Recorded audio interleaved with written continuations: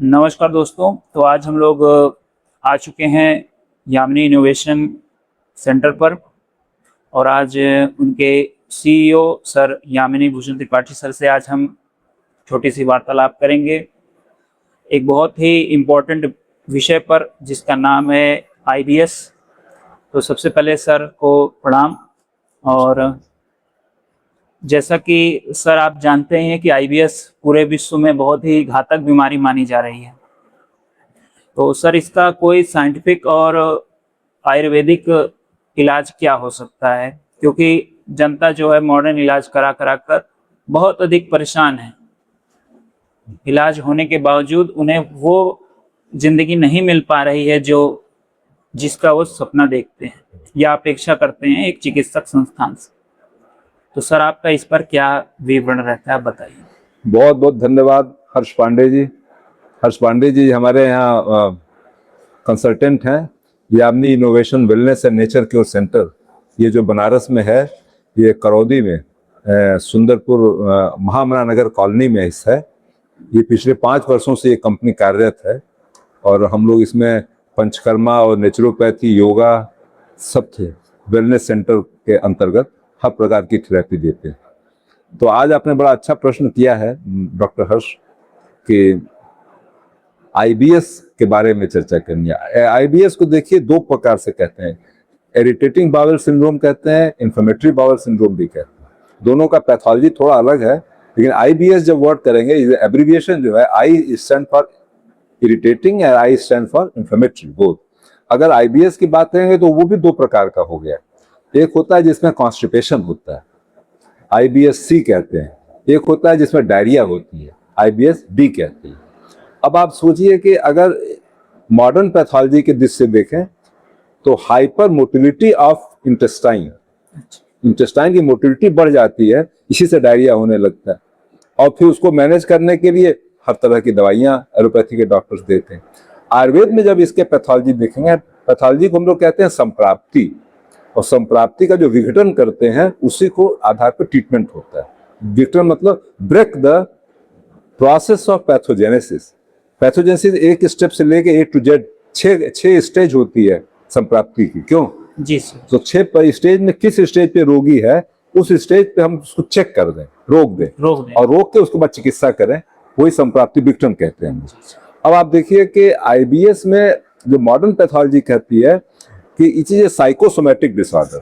Psychosomatic मतलब दिमाग में भी आपके प्रॉब्लम आ गई और सोमैटिक मतलब आंख में भी प्रॉब्लम आ गई। तो आंख और दिमाग, गट ब्रेन एक्सिस, गट और ब्रेन एक्सिस जो है उसको ब्रेक करना है। इसलिए लोग इसमें एंजाइटी, डिप्रेशन, स्ट्रेस जो भी कारण हो जिससे आपका ब्रेन डिफेक्टिव इफेक्ट हो रहा है उसको मैनेज करते हैं। और जो आंत में मोटिलिटी है, हाइपर मोटिलिटी है, हमारी डायरिया हो रहा है या कॉन्स्टिपेशन है, तो उसके लिए अलग दवाई है। सिम्टम मैनेजमेंट, तो ये दोनों मिला के एलोपैथी में दवा देते हैं। अब देखिए आयुर्वेद ने कितना अच्छा है, कितने सुंदर ढंग से महर्षि चरक ने बताया है। उन्होंने कहा है कि अग्नि चिकित्सा इति काय चिकित्सा। अगर अग्नि की चिकित्सा की जाए तो पूरे शरीर की चिकित्सा हो जाती है। और यहाँ आईबीएस के संदर्भ में बताया है कि मंद अग्नि से आईबीएस का पैथोजेनेसिस शुरू होता है। मतलब अग्नि मतलब डाइजेस्टिव पावर। अगर रोगी का डाइजेस्टिव पावर डिफेक्टिव हो गया, कंप्रोमाइज्ड हो गया, तो उसको कुछ दिन में इस तरह के रोग, इस तरह के सिम्टम्स आने लगेंगे। अच्छा, सिम्टम पहले डायरिया, डिसेंट्री, कॉन्स्टिपेशन होगा उसको अग्निबंध होने से, लेकिन बहुत दिन तक रहेगा तो उसका मन जो है स्ट्रेस में आ जाएगा। अब वो साइकिल बन गई। अब आपको यही पता है कि पहले मुर्गी आएगी, पहले अंडा आया, ये विशेष साइकिल है। इसी तरह से पहले ब्रेन में स्ट्रेस हुआ तब पेट खराब हुआ, या पहले पेट खराब हुआ तब ब्रेन में असर पड़ा, ये पता नहीं है। लेकिन चिकित्सा दोनों की करनी है। हम लोग के आयुर्वेद में जो नेचुरोपैथी हमारा है, जो पंचकर्म हमारा है, हम लोग उसको ब्रेक करते हैं। हमारा जो अपना मानना है, हम तो पीएचडी बायोकेमिस्ट्री हैं बेसिकली, और आयुर्वेद में हमने 43 ईयर्स तक सर्विस की है। तो जो मैंने समझा है एज ए साइंटिस्ट कि पित्त का विरेचन और वात का समन, ये 2 काम जो आयुर्वेद की भाषा में बता रहे हैं, किया जाए तो इसका आईबीएस सुधार हो सकता है।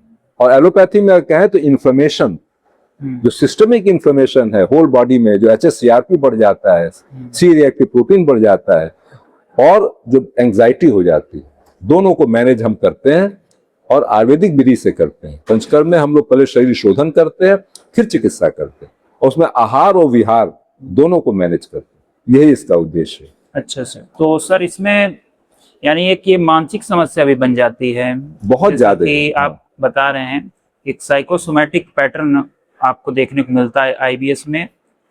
तो सर व्यूअर को ये जानना है कि ये मानसिक संतुलन को कैसे बनाया जा सके, क्योंकि बीमार अवस्था में मानसिक स्थिति भी पेशेंट की काफी बिगड़ने लगती है। अब इसका इस प्रश्न का अगर हम सटीक आंसर दें, मान लीजिए किसी को अधिक एंजाइटी होती है, एंजाइटी मतलब हाइपर एक्टिव, आपका ब्रेन जो है हाइपर एक्टिव हो जाता है। आपको मान लीजिए कि शौच जाने की इच्छा, अब शौच होना हो नहीं रहा है, फिर भी मन कह रहा है कि शौच में जाएं, शौच में जाएं। इस प्रकार की जो एंजाइटी है, इसको ब्रेक करने के लिए हमारे यहाँ मेध रसायन जो है उसकी चिकित्सा करते हैं। और शिरोधारा, जो पंचकर्म में शिरोधारा है, जिसमें ऑयल ड्रॉप ड्रॉप आपके इसके माथे पे गिरता है, ये हम लोग करते हैं। फिर योग में, योग आसन में जो योग निद्रा है, इसको मैनेज कराते हैं, योगास कराए आपको। फिर डाइट में जो डाइट है उसको मैनेज करते हैं हम लोग। तो हमारे यहाँ लिखा है कि 4 घंटे के अंतराल पे कोई मुंह जूठा करना चाहिए। आप हर 2 घंटे पे खाते रहेंगे तो आपका जो स्ट्रेस और गट ब्रेन एक्सिस है वो डिस्टर्ब रहेगा। और तीसरा है कि हम लोग ने मेध रसायन के आधार पे एक नई दवा बनाई है यामिनी इनोवेशन ने, निद्रा बल प्राश। बहुत अच्छी दवा है। इससे आपको समझिए कि जो साइकिल होती है नींद की, उसमें 4 स्टेजेस होते हैं। उसमें रेम होता है, नॉन रेम होता है। नॉन रेम जो है उसमें 3 स्टेजेस होती हैं, लेकिन जो रेम है, जो सपना देखते हैं आप भोर में, वो रेम पार्ट होता है। तो जो निद्रा बल प्राश है वो रेम पार्ट को मैनेज करता है, और रेम पार्ट से ही जी धीतरी स्मृति जो है आपकी डिस्टर्ब हो रही है उसको मैनेज कर देता है। इसलिए निद्रा बल प्राश, उसके साथ जो है आंत की जो दवाएं हमारे यहाँ कुटज है और मधुएष्टि है, अनारदाना है, इससे से बने हुए दवाएं हैं, कुटज बिल्व पानक हमारे यहाँ है। इसको हम लोग मिला के फिर आपको लाइफ स्टाइल मैनेजमेंट और मेडिकल थेरेपी पंचकर्मा के साथ करें। धन्यवाद करें। ठीक है, फिर सर बहुत बहुत धन्यवाद आपका चैनल पर आने के लिए।